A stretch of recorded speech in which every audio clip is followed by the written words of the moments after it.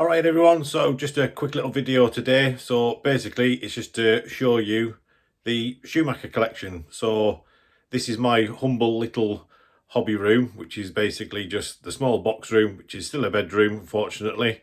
However, I do have this side which I'm slowly getting sorted out.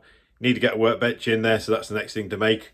But started going through it all, so not a lot happening this weekend. Next weekend is the Robin Hood Raceway Vintage Weekend, so I'll be there next week filming, racing, having fun, catching up with some people that I know. But just for now, I'll spin you around and we'll have a look and just see what my Schumacher collection consists of now. It's a lot smaller than what it used to be, so it's still very much a work in progress. But up at the front we've got the Top Cat, which is the re-release. This has been used quite a few times. And then we've got the XLS, which again has been used, so they've got matching paintwork. I got those bodies done for the Lakeland Classic in 2003. Yeah, 2003, last year. My only shelf queen, so the Cougar Classic, which we'll have a quick look at later. It's pretty much just box art, box built. There's no upgrades on that. And then we've got the Pro Cat. It's an original one that has been extensively upgraded over time. And then we've got Trigger's Broom, which is or was an original Cougar. I don't think there's now anything left in it that's original. It's all been replaced, upgraded, etc. And then moving back down, we've got my Cougar 2 Works, which very special car to me. So this was, it's not this actual one, but the Cougar 2 Works was the last two-wheel drive car that I had before I quit. So I've managed to hold on to one. I did have three, but they've been moved on to people that will appreciate them a little bit more. And my only two new in-box kits. So I've got a Pro Cat. So this come from obviously a revival this year. It was a raffle prize donated by Schumacher. I didn't win this. I was lucky enough to win a JJ Ultima that was donated by Model Sport. The guy that won the Pro Cat, I was chatting to him. I was more inclined to have the Pro Cat. He was more after a two-wheel drive vintage racing, so we just did a swap. So I've got that there. And then the Cougar, again, that's just all in its box, signed by Cecil Robin and unfortunately now the late Phil Booth. And again, that's been signed obviously by Cecil and Robin. Moving down, we've got one of the first Cougars that I sort of like started in lockdown, building up and making look kind of nice. So the chassis was all powder coated orange, the motor plates powder coated orange. It has been run, it's not had a lot of use to be honest, but it will get some use. There's the telltale sign it's been used. Next to that is the Boss Cat Works, and again this was a special car to me because this was the last four-wheel drive car I had. So when I quit racing, it was near the end of 93, and I had the Cougar 2 Works and the Boss Cat Works. So this has had, I can't get the body shut off one-handed, but it's almost had a full restoration, but it doesn't have the alloy roller drive shafts. I can't actually remember if they came with alloy roller drive shafts. I know mine had them, but I probably bought them at the time. But it's got upgraded steering bell cranks on it still, but won't be running that, unfortunately.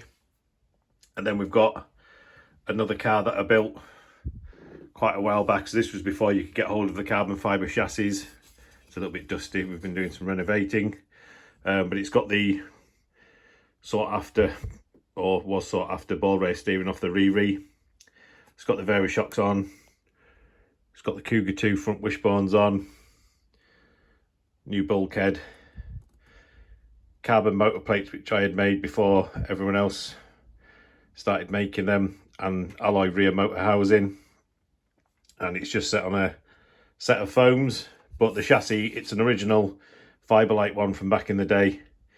So yes, I'm missing some screws in there, but it's never going to get run, or maybe it will. So that was something that I wanted to build. This was way before you could get hold of the chassis kits, but yeah, we're moving in. So some of the revival events. So that was my very first, that was the car, Triggers Broom, won a race at Revival. And we came second in the C final, so she did all right. I was happy, not bad for my first do.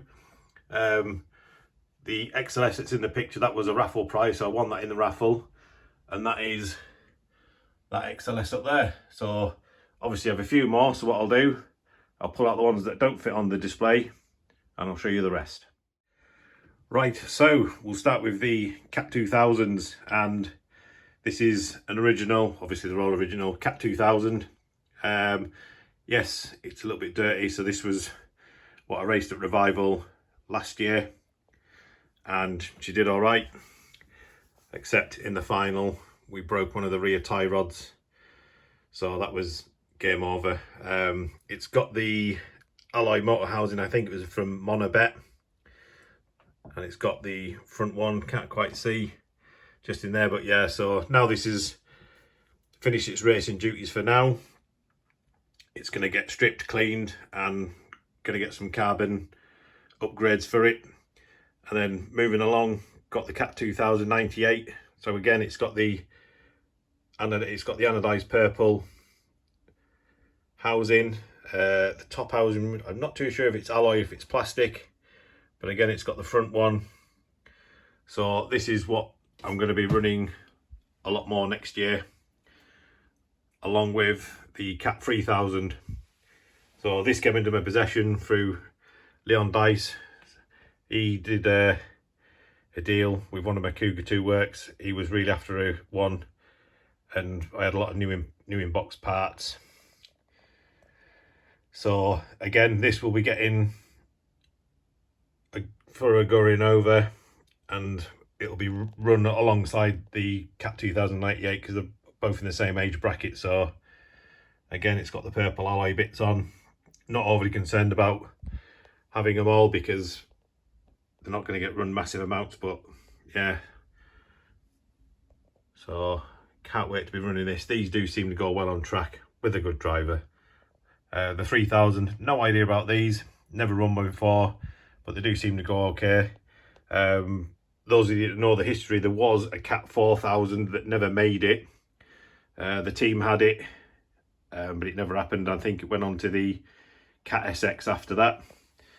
But those are the sort of modern four-wheel drives, as I call modern, as in terms of when they swapped over from the crashback system from the XLS Pro Cat Boss Cat. So let's have a look at some of the others. Right, quick swap over. So in an earlier video, you'll have seen that I'm doing a resto on a Cougar 2.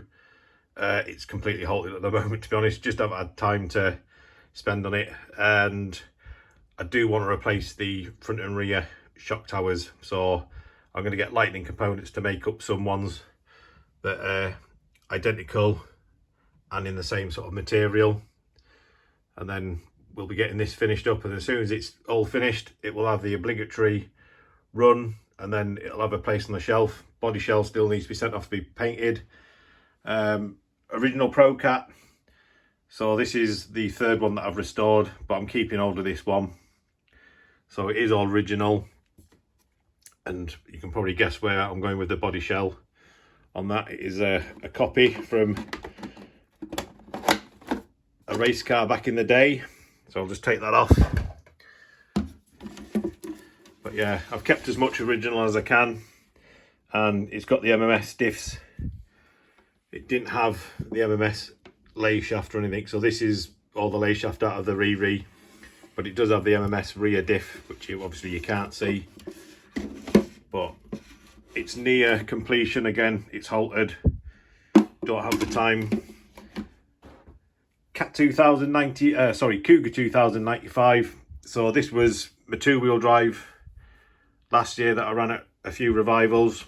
So It's got the purple shocks off the, I think it was like the SX range. So this now needs pulling apart. There's no carbon on it, it's all just the standard stuff. But I'll be getting carbon chassis, top deck, shock towers, etc. on that, and the diff really needs a rebuild, as it sounds absolutely horrible. So yeah, we'll probably see more of that. I do actually have a Cougar 2000 on its way. I managed to get a cheap one on eBay, so that will pretty much tie me over with everything I need. I've managed to condense a lot of the Cougars down. I had way too many, so that is almost it for now. Just one more to show you, and this is it. So yes, a Cougar Mid Motor, but it's all pretty much custom. So there was 10 of these made by a good friend of mine, Dirk. I think it was like his lockdown project, but basically it was his sort of like take on turning the Cougar into a modern car. So can't quite see in there, chassis number 3, but absolutely love this thing. As soon as I saw it, I wanted one. He did a conversion to make the Cougar into a Nix 91, but yeah, there's a lot of bits that are all carbon, 3D printed, machined. Obviously we've got the alloy eccentrics, Kevin Fenrich's alloy bearing housings. But yeah, you got all the rear shock tower. So the idea was to make as much of it out of the original Cougar as possible. So this is supposed to mimic the rear motor guard, but obviously couldn't fit or wouldn't fit for whatever reason. The rear bulkhead fits up on the back in there.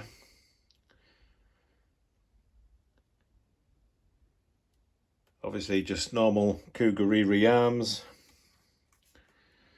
And then all the fronts are like your modern cars. You've got that bit that goes up over the steering, so all the steering arms is made. And then it's all just standard Cougar on the front. So I have run this. I've only run it about twice, to be honest.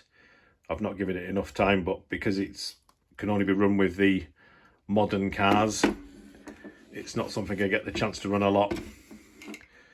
But obviously you can't see that it's full carbon chassis, but you know it is.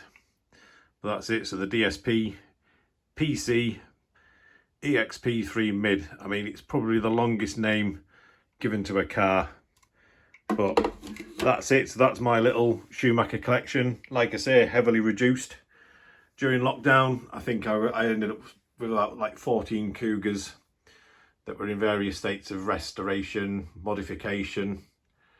But yeah, you'll see some of these out on the track next year. But for now, that's it. Take care, and we'll see you all soon.